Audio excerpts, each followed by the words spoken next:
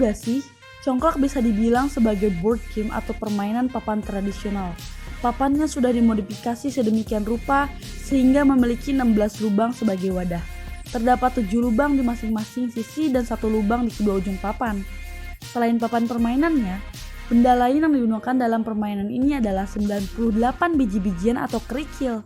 Kedua pemain nantinya akan mulai memindahkan biji-biji dari satu lubang ke lubang yang lainnya.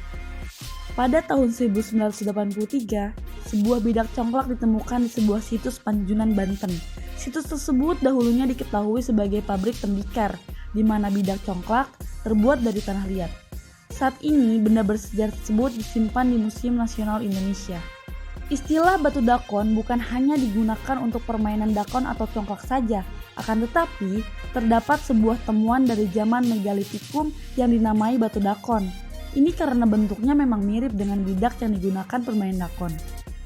Mengenai fungsi batu itu, terdapat dua pandangan dari Pak ahli sejarah. Pertama, kemungkinan lubang-lubang di batu tersebut digunakan untuk wajah sesajen.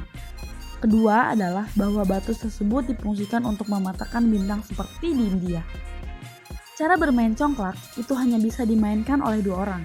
Masing-masing mendapatkan jatah sekitar 49 biji-bijian yang nantinya akan diisi ke setiap lubang di papan.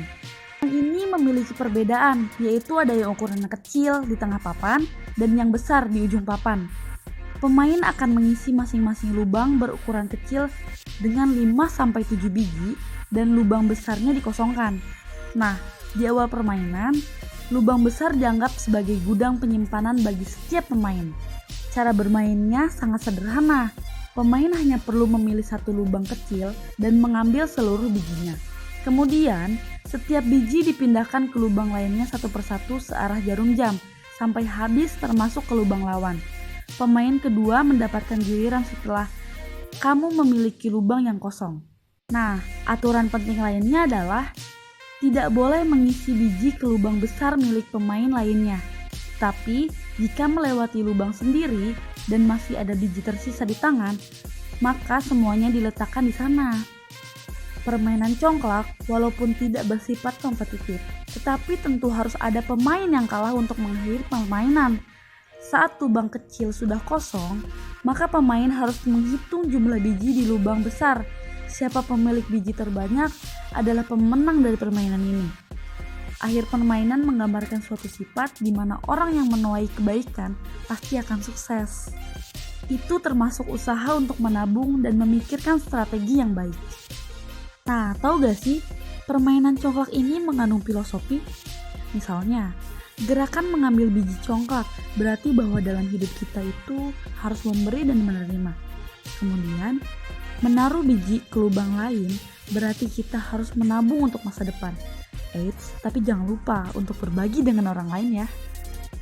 Oh iya teman-teman, tujuan awal permainan congklak ini bukan hanya tentang menang dan kalah, tetapi tujuannya adalah kesenangan diri dan memaknai arti dari setiap langkah permainannya. Nilai-nilai yang terkandung dalam permainan tradisional congklak ini adalah yang pertama, melatih keterampilan berhitung. Kedua, congklak untuk pendidikan karakter. Ketiga, melatih kesabaran anak. 4. Baik untuk perkembangan motorik anak. Kelima, memahami aturan.